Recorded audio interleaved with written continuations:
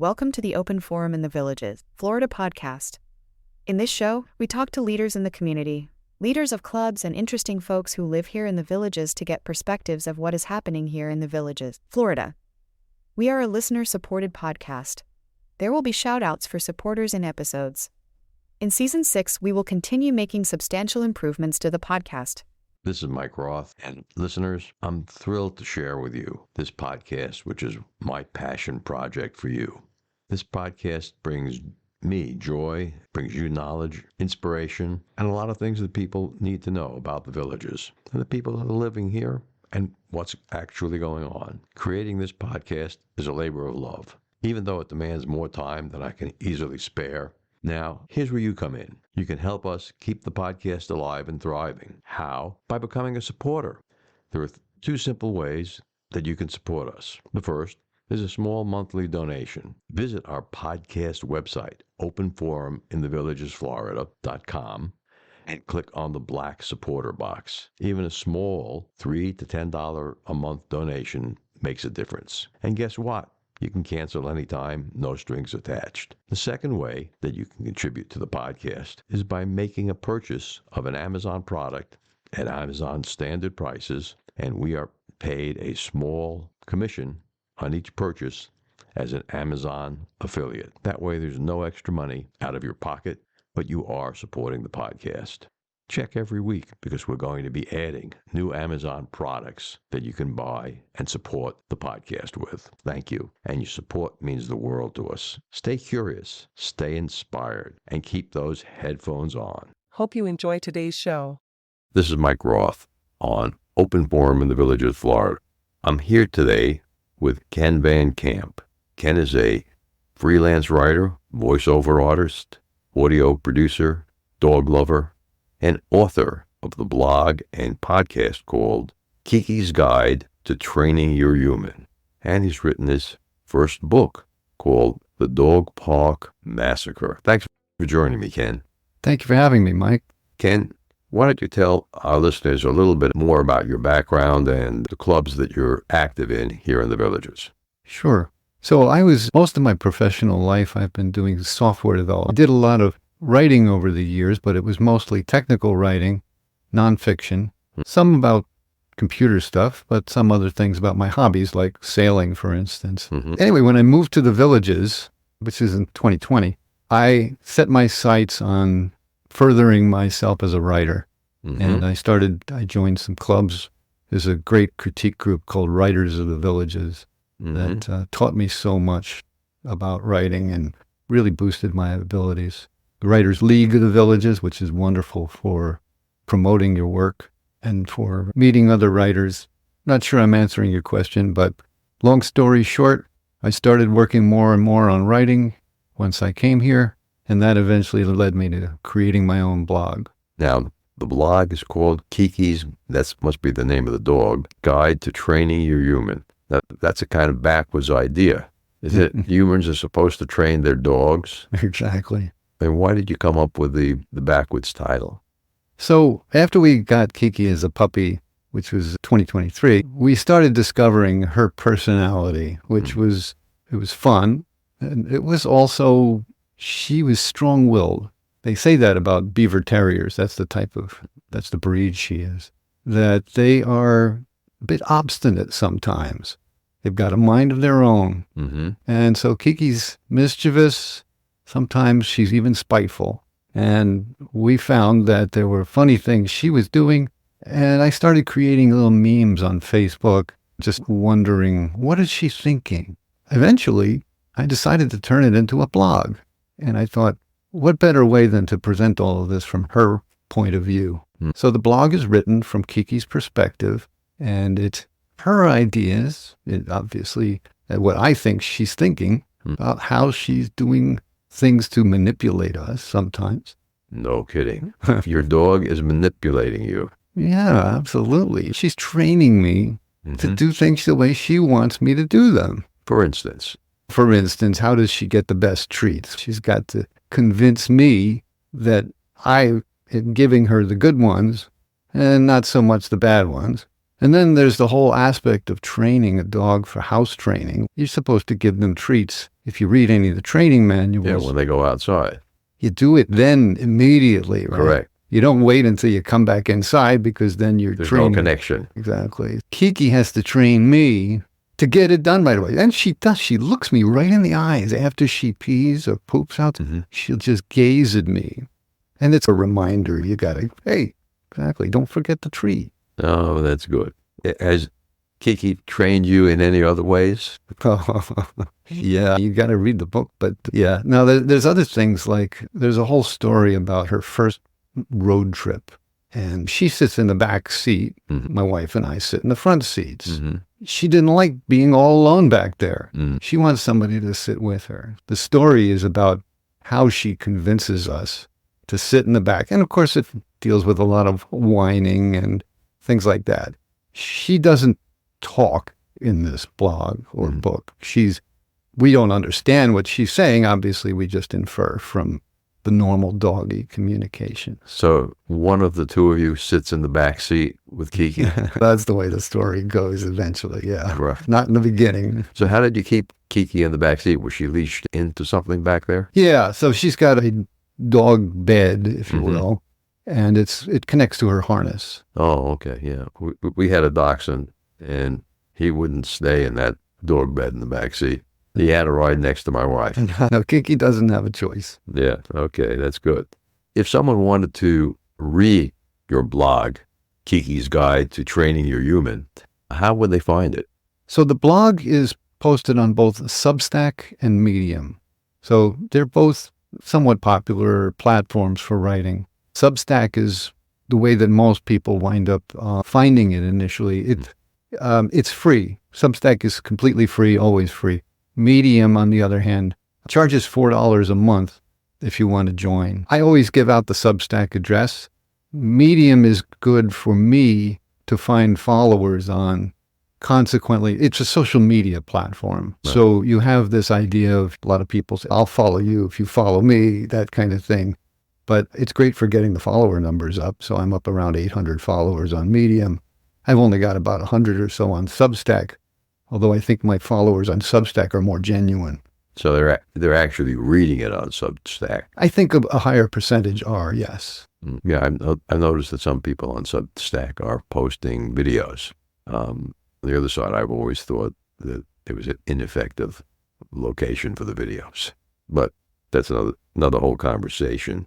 The other thing in the introduction is this title, The Dog Park Massacre. Now, where did you get that idea? Okay. This is one of the 47 stories in my new book. 47 stories. Wow. Yeah, they're short, of course. Okay. So reading length is under 500 words, which means about 3 or 4 minutes typically. Some of them are a little longer, out to 6, even 7 minutes. But they're short, what I call bite-sized lessons in how to train your human. The Dog Park Massacre is one of those stories in the book. And it came from the blog originally. Is that about a dog park here in the Villages? It is, actually, yes. A massacre? This is Keke's perspective. mind Yeah, you, okay. right? So what really happened? So Keke's very first trip to the dog park here in the Villages was a case where she, of course, went to the small dog side. I should mention that Keke is a very small dog, by the way. She's currently about 5 pounds, and she's pretty much fully grown. Okay. She went to the small dog side. Even on the small dog side, she's about the smallest dog there is. And that particular day, there were probably 20 other dogs there. It started out wonderfully, even from Keke's perspective, that they came up to greet her and say, oh, look, there's a new kid in town. But they crowded around. They wanted to all see her, sniff her, do everything, and they wound up trampling her, of course. Oh. The story progresses a little there, but have a cute little AI-generated photo at one point where Keke is dressed as a member of the Philadelphia Eagles, which is my favorite football team. And so she pretends to be the running back, and all of these opposing team members from the Dallas Cowboys, in this case, are chasing her down the field. And she's headed for the goal line, which of course is the exit from the dog park, gets tackled before she can ever reach it. Now, what inspired you to write a book from the dog's perspective? When I was younger, my favorite cartoon was Calvin and Hobbes. You remember Calvin and Hobbes? No. Okay, Bill Watterson wrote this wonderful cartoon about this 6-year-old kid named Calvin and his stuffed tiger named Hobbes. Okay. Calvin and Hobbes followed Calvin as he was something of a menace to his parents. So what I loved about Calvin and Hobbes was that Bill Watterson never talked down to his readers, even though he was writing a 6-year-old story. He also dealt with real-world problems. He was not only trying for the punchline. He talked about things like there were observations of human behavior through the eyes of a 6-year-old, such as commercialism, pollution. He dealt with the issues of bullying in school. And he did it in a way that was sometimes serious and sometimes mocking or satirical. And I always wanted to do something like that. Now, I'm not an artist, so I certainly couldn't create a cartoon, but I'm a writer. And Today you could create the cartoon. It's very easy with all of the AI tools out there. I do actually use some AI-generated photos in my book. Some of them are. Most of them I try to use real photos of Keke just because she's so photogenic. Okay, coming up in October is my course on AIs. I'm supposed to cover 10 different AIs in 2 sessions of about 2 hours each at the Enrichment Academy. And late September, you'll be able to sign up for that. And let's take a quick break here and listen to a Alzheimer's tip from Dr. Craig Curtis. So, Dr. Curtis, what do you think the future looks like, Alzheimer's treatment here in America? I think the future looks very good. I think that these blood tests are going to make a significant difference in our ability to detect someone who's developing Alzheimer's disease before symptoms. A person who develops memory loss due to Alzheimer's disease, we know that disease actually started approximately 2 decades or 20 years prior. We know that amyloid starts building up for approximately 20 years, 15 to 20 years, which then initiates other brain cells to die off, essentially, which leads to Alzheimer's disease. So we're trying to remove that amyloid prior to that so we can prevent Alzheimer's disease. And we're also attempting to, once somebody already has the cognitive changes or memory symptoms, we're trying to figure out if reducing that amyloid really slows the disease. We now have, of course, the world's first medicine on the market that is slowing Alzheimer's disease by removing amyloid from the brain. And we're looking at newer, more advanced forms of those medications that remove the amyloid much more quickly in a matter of months. So that's very exciting. With over 20 years of experience studying brain health, Dr. Curtis's goal is to educate the Villages community on how to live a longer, healthier life. To learn more, visit his website, craigcurtismd.com, or call 352-500-5252 to attend a free seminar. I'm back with Ken Van Camp. Ken, who is the target reader of your book, The Dog Park Massacre? So the book is what I call family-friendly fun. You are not going to find bad language in there, for instance. I think that so much of television and movies are filled with profanity that I didn't want to create anything more like that. The worst word you're going to hear out of Keke's mouth is maybe she calls the hindquarters the butt occasionally. But having said that, the vocabulary level is clearly adult. There are words in there that a kid is not going to understand. It's not intentional. It's just that I'm not talking down to my readers. So you're writing to adults. I am. And my target audience is dog lovers. I think that anybody who loves dogs is going to enjoy these stories about Keke. How long is the book in pages? I think it's 100 pages. The Dog Park Massacre is a book that's available on Amazon right now. Yes, it is. How much is it selling for? So the paperback is $14.99 and the Kindle edition is $2.99. Okay. It's also available on Kindle Unlimited. What's the difference between Kindle and Kindle Unlimited for our listeners? Kindle Unlimited is a subscription service, so you pay a flat monthly rate and you can read as many books as you want. That's got to be for someone who's got a lot of time. Well, passed Ellen's Wood's speed reading course. It's amazing how popular Kindle Unlimited is. Well, there's a lot of good subscription services out there. Sure. Okay, so Ken, Keke's Guide to Training Your Human is going to be a series of books. Do I have that right? And the first book that's currently available is The Dog Park Massacre. Exactly. Got it. And how many books are going to be in the series? I don't know at this point. I only know that I believe that at this point, Keke has a lot more to say, and she's continuing to tell me these little stories in her way. The blog is continuing. I have many more stories that I've written past the Dog Park Massacre. So let me get this straight. Keke is telling you the stories. Yes. That reminds me of an old joke. Okay. Driving down the road in Cincinnati, in farm country, pass a sign that says, "Talking dog for sale." So I can't believe the sign, so I stop, go in, and the farmer is out front, and I say, "What's the deal with the talking dog?" And he says, "Go back in the barn, you'll find him." So I go back in the barn, and there's this big dog just walking around, and I said, "Can you understand me?" And the dog said, "Yeah." And I said, "Why would a dog talk?" And the dog said to me, "I was trained by the CIA to be a spy. I was supposed to go into Soviet Russia, listen in to and get adopted by military people, and then I was supposed to give my CIA operative all the information that I collected. I had my own cell phone and everything." And I said, "That's very interesting. So when did you learn how to talk?" And he said, "Oh, I learned how to talk as a puppy. I listened to people, and then I duplicated what they said." I said, "Oh." So I left the barn and walked out to the farmer and said, "How much is that talking dog that you want to sell?" And they said, "It's only $5." I said, "Why so cheap?"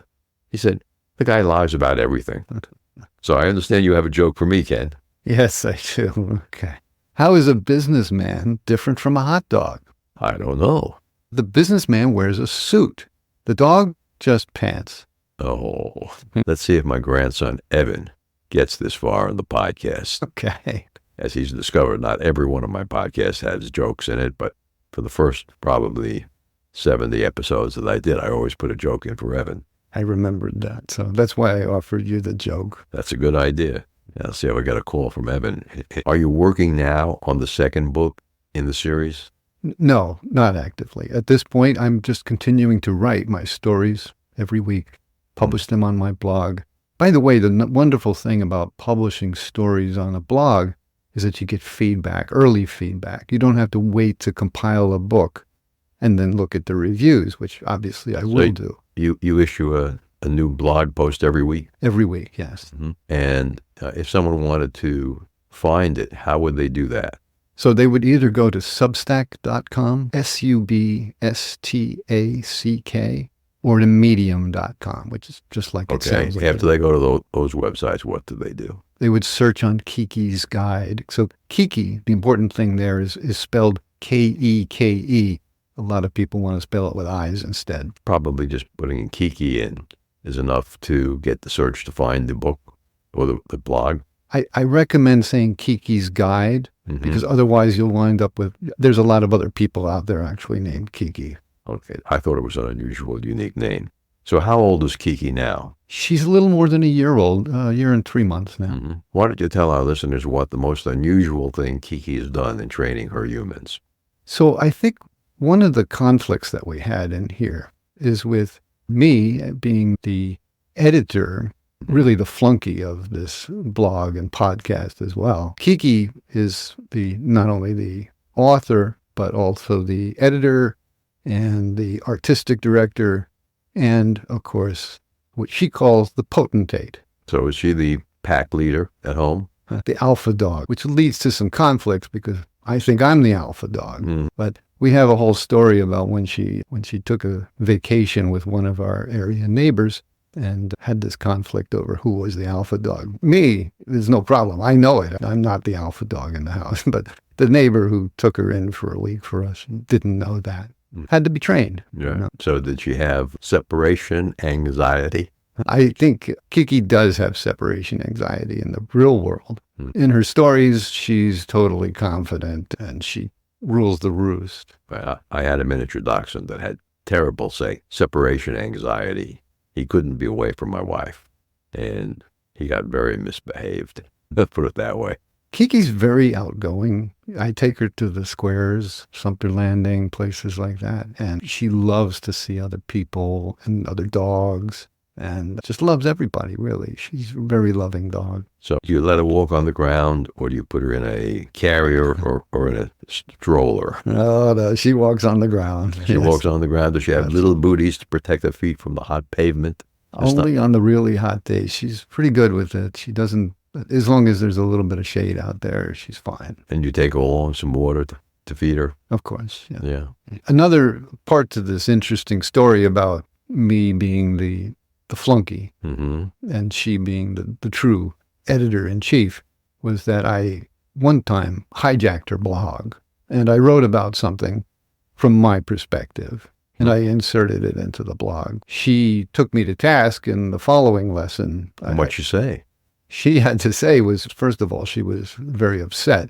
She threatened me with losing my position on the project, replacing me.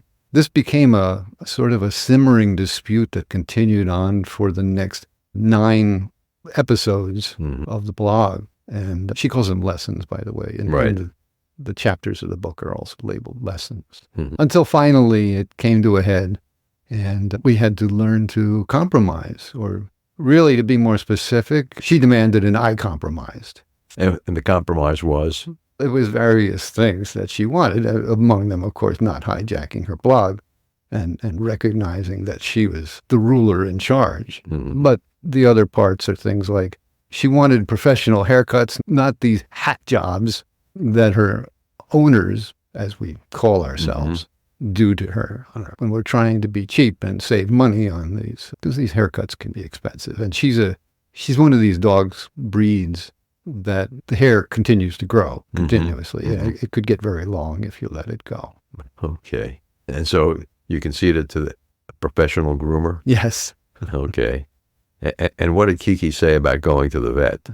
The vet. There's an interesting story in itself. But one of the things that Keke brought up about vets was that humans tend to exaggerate the fun factor in anything that they want you to believe is going to be a good trip. And so the trip to the vet was one of these, which what she found out, of course, was that things like rectal thermometers are not so much fun. Yeah, my dog discovered that too. And shots. There's another one. Oh, yeah, shots. Not so much favorites, right? So is she afraid to even go into the vet's office? She knows the office now. Yeah, I have to pick her up and usher her Carry her in. Yeah. Right. She's not going to go in on her own. Ken, here we are. You had the dog 1.5 years, right? Okay. If I could move you in time and take everything you know now back to the first day that you got your dog, Keke, what would you tell yourself on that first day? You don't know what you're getting yourself into. She's really a loving dog, though. Honestly, we don't regret a thing. Good. Thanks for being a guest on the show. Thank you for having me, Mike. Thanks, Ken. Remember, our next episode will be released next Friday at 9 a.m. Should you want to become a major supporter of the show or have questions, please contact us at mike@rothvoice.com. This is a shout-out for supporters Tweet Coleman, Ed Williams, Paul Sorgen, and major supporter Dr. Craig Curtis at K2 in the Villages. We will be hearing more from Dr. Curtis with short Alzheimer's tips each week. If you know someone who should be on the show, contact us at mike@rothvoice.com. We thank everyone for listening to the show. The content of the show is copyrighted by Roth Voice 2024. All rights reserved.